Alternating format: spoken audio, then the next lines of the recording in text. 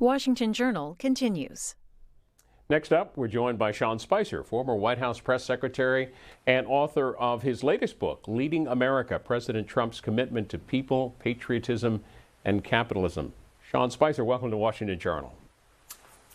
Good to be with you, Bill. Tell us what your book's about and why'd you write it? Well, it's about a couple of things. It couldn't be more timely considering the news yesterday about this New York Post story and Hunter Biden and the big tech and media censorship of it. I talk about big tech. I talk about journalism and sort of the headwinds that conservatives face in both areas.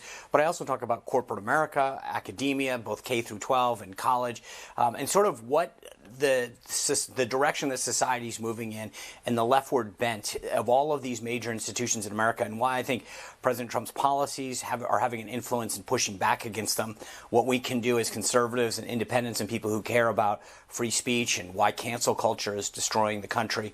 And I also, for fun, give an account of my time in Hollywood through my little adventure with Dancing with the Stars, so I have a little bit of fun with that. But it's I think, a really good look at where we are in society and the direction that we're heading in. And frankly, I try to make a case, especially in light of the next 20 days, and why this election is important. Do you think, and first of all, are you now involved in the Trump campaign, number one? And do you think that in your 2 years since you've left the press secretary office, that those things you just articulated have gotten worse in your view?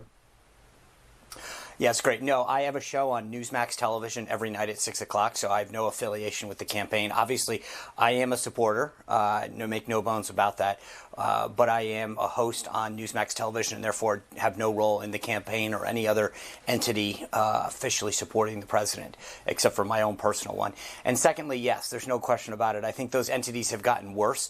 This idea of cancel culture, of virtue signaling, of trying to decide what everyone can and can't say has just gotten worse. And it was interesting listening to your last guest, former Senator Russ Feingold. He came to Washington as this guy that wanted to kind of create solutions to big problems. McCain-Feingold was one of his big issues that he wanted to deal with campaign finance. And frankly, his rhetoric now shows that he's part of the problem. You know, the idea that he's saying that you're stealing a Supreme Court seat when there's a vacancy and a nomination is made by the president, just like President Obama. I think it's a fair point to discuss whether or not politics is involved, but welcome to Washington. But to say that someone's stealing a seat when there's a vacancy in it and that the Constitution calls for the president to make a nomination and the Senate consent on that and then vote on it is hardly stealing. That's the process that we have. And it's case in point of why I wrote this book, which is we're now using things like that to describe the process that would frankly be normal just several years back. Yeah, on the capitalism piece and the title of your book, the subtitle of your book, you write this: it's not only capitalism, you write, that's at stake, it's also our Constitution. For as long as I can remember, I was taught that the guiding principle of the First Amendment to the U.S. Constitution was based on the concept of allowing for free expression and exchange of ideas. While I might not agree or agree with what someone said, I would fight for their rights to express it, no matter how much I disagree with it. Unfortunately, this understanding is fading quickly. More and more, our society has delved into a mob mentality that believes that if you don't share the prevailing leftist view, then you need to be canceled and pushed down to the margins of society. 100% right. I mean, think about it. I mean, when I grew up, there was an issue of flag burning. I spent 21 years in the military. My view was I don't think that's appropriate. I think it's abhorrent. But at the end of the day, the beauty of the First Amendment is it gives people the ability to express themselves. I don't have to agree with it. I can equally express my displeasure. But the beauty of the Constitution, the beauty of our country, is that you can do it. And we've seen this through the Supreme Court hearings where Judge Barrett made a comment the other day about the word sexual preference. And suddenly liberals were going nuts and saying this shows she's unfit for the office or whatever. Because you're not using the words that they deem appropriate and you're expressing it in your way, that somehow now you're unfit and you should be canceled out. But the interesting thing about this bill, and I go further in the book to talk about it, is that there's a double standard in this. If someone on the right says something and that it's not deemed appropriate by the left, they get canceled out, they get protested. If someone on the left does it, well, it's understood, and as long as it's in pursuit of the greater good, then no problem, no foul. And there's a big problem in America when you can say the same thing, but it depends on who says it, what the reaction is. The book is Leading America: President Trump's Commitment to People, Patriotism, and Capitalism. The author, former White House Press Secretary Sean Spicer, joining us and ready for your questions and comments. 202-748-8001 if you support President Trump. 202-748-8000 if you support Joe Biden and Kamala Harris and all others. 202-748-8002. You brought it up at the start, so let's go to Dancing with the Stars, the chapter 2, an outsider dancing with the stars, and you kind of set it up in the beginning by saying you and your wife actually didn't even get through your wedding dance. And so talk about some of the trepidations of going into it and tie it into some of the political fallout that came after.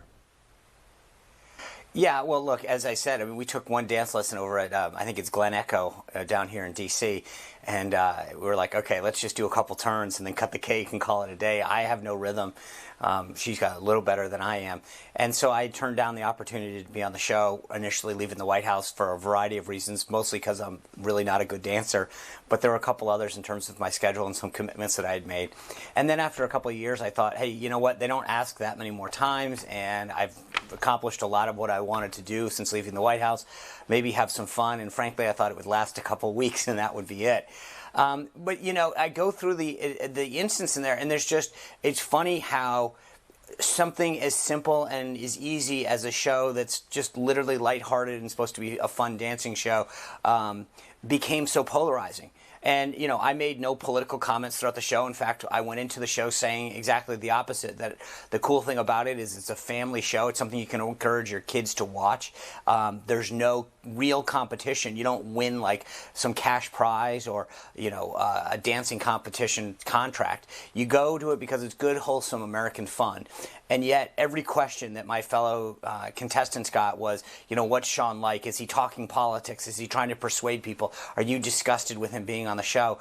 And I'm thinking to myself, is this really serious? Is this you can't even have a show where everything it has to be politics?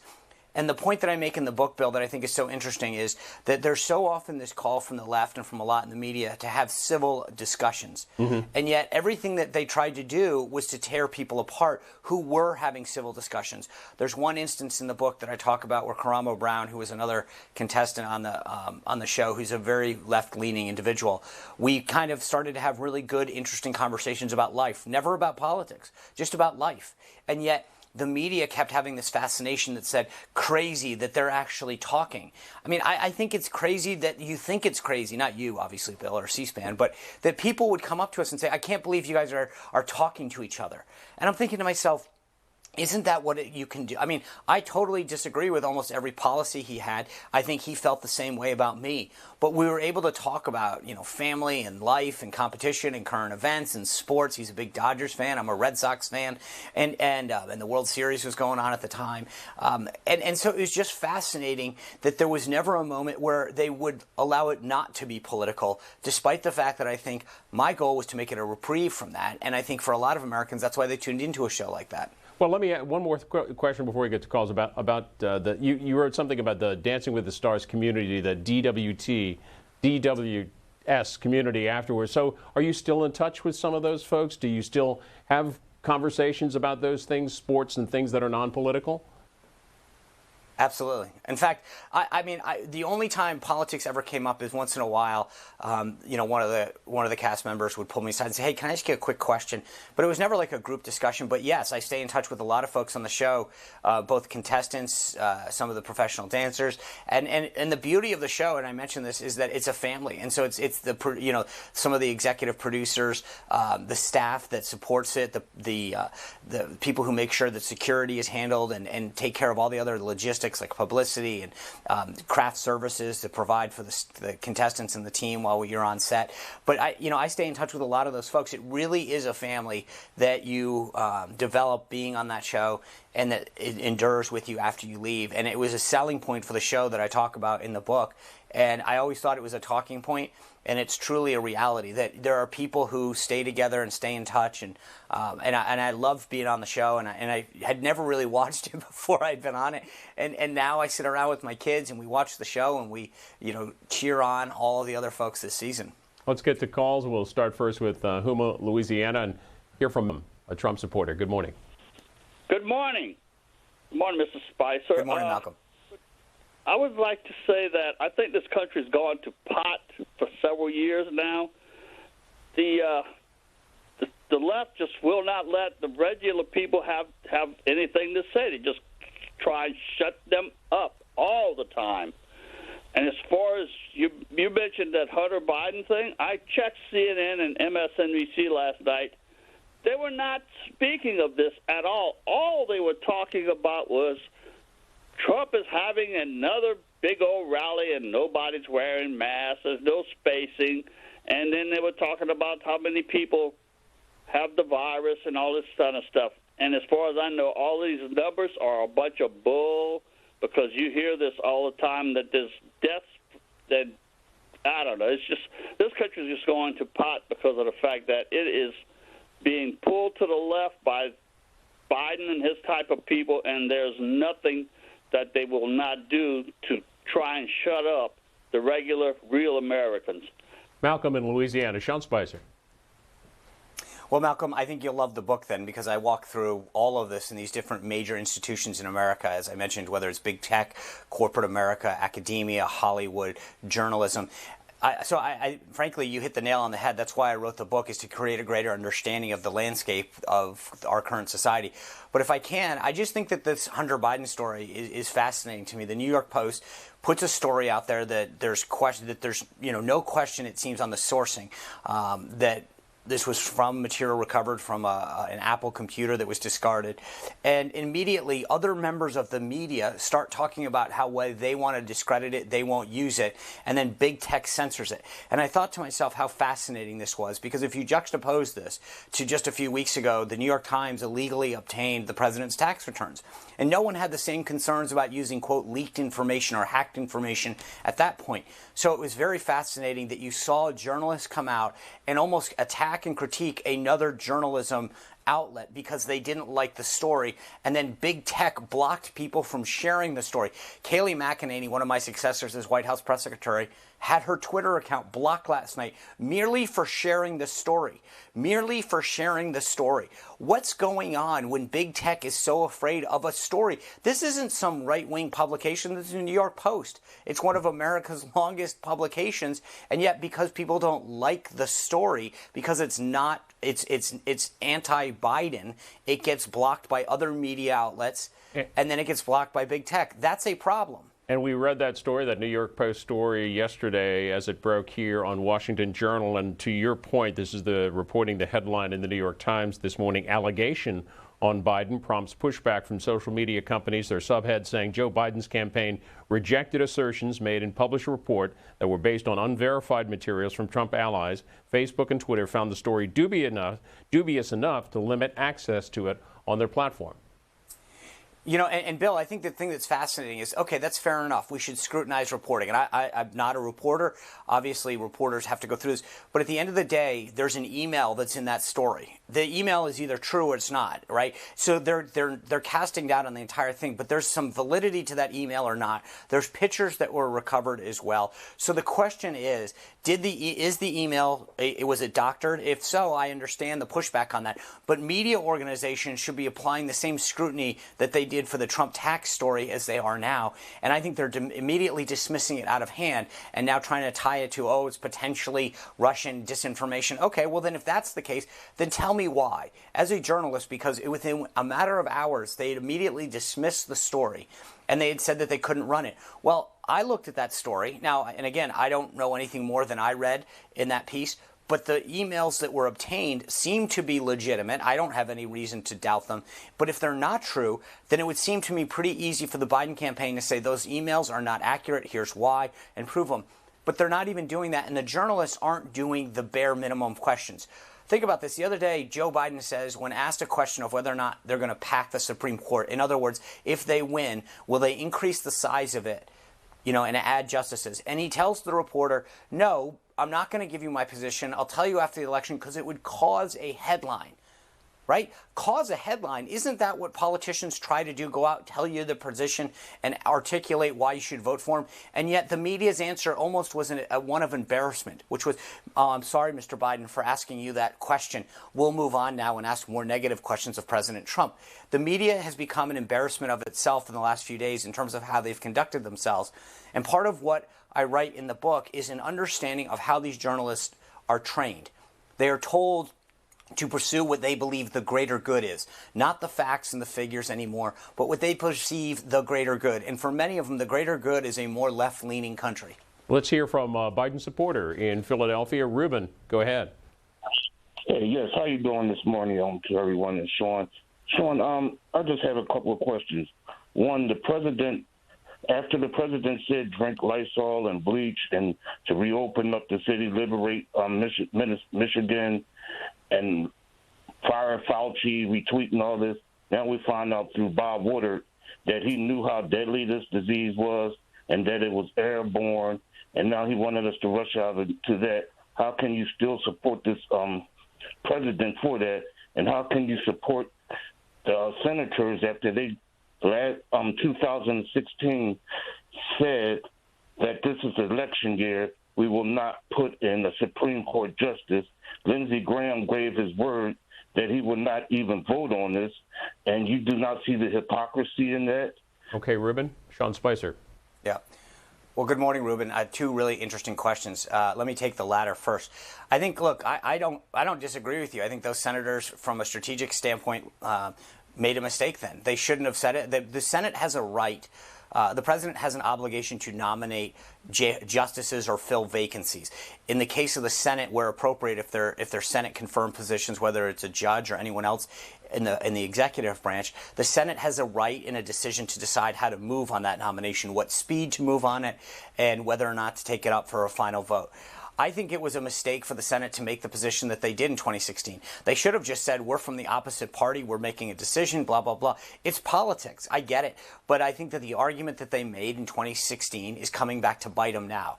But frankly, it's a both sides thing. It was the Democrats who argued that you should be able to fill one in an election cycle. So I think you sort of have both sides arguing the opposite of what they argued 4 years ago. And this shows you the nature of Washington. I don't think that should shock anybody, but it's the reality of how Washington operates. You operate in the short term for whatever advances your party and its principles at that time. And you know what? Sometimes you have to eat crow and go the other way. I don't like it. I wish that we had a more consistent philosophy.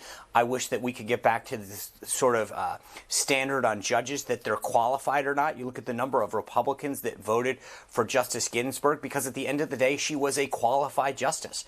And that's the Senate's role, is to decide, are they qualified, not do you agree with them. And I think we've now gotten to the point in justices specifically where it's not, are they qualified? Because there is no question that Amy Coney Barrett is probably one of the most qualified, eminently qualified judges and jurists to ever ascend to the Supreme Court. But the reality is we've now turned that qualification standard into a do you agree with me standard, and we've seen the differences through the hearings, which is Republicans want people to adhere to the Constitution. Democrats want people to feel like them. They want to know, do you feel a certain way? Do you agree with them? As opposed to, what does the law say? And I think that's a big difference.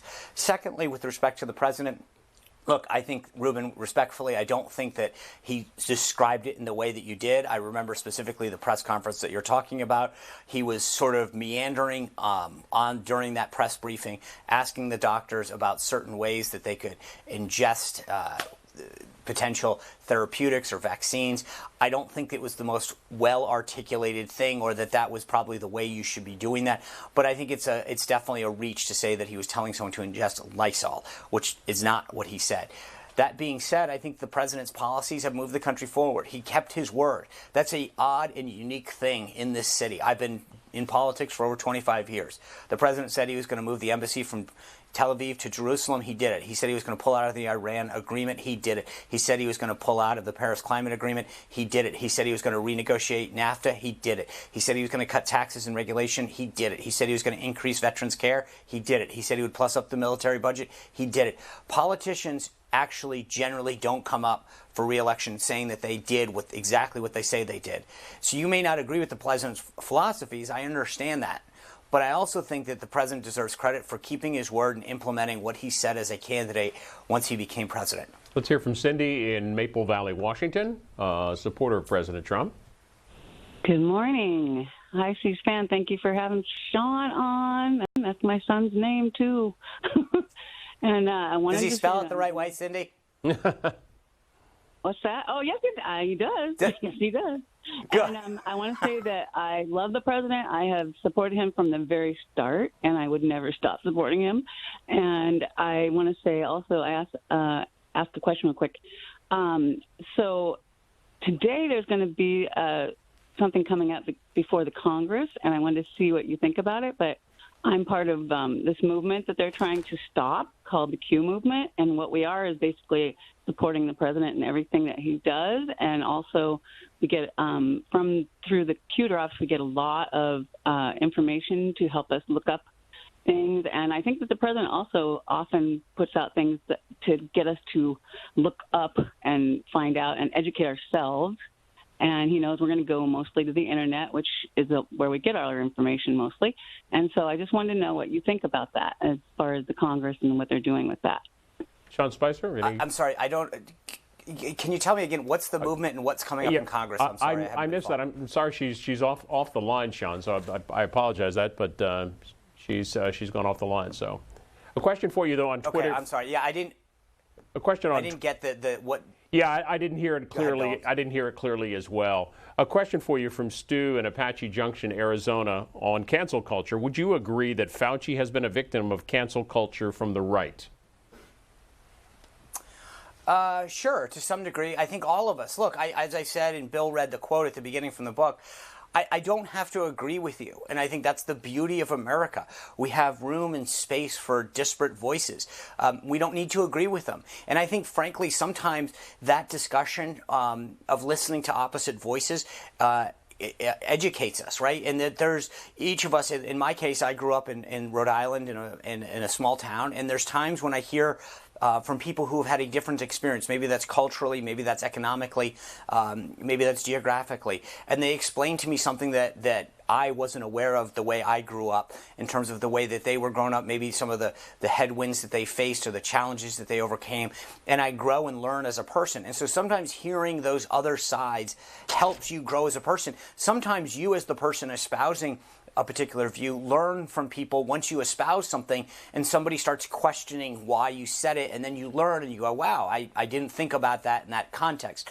And so I think the more that we can actually exchange ideas and learn from them, the better, because there are things that in some cases offend people because of some kind of past discrimination or something that other people just might not be aware of based on their upbringing. And so you learn from those experiences, you grow as a person, and it was never intentional, maybe what you said in the first place.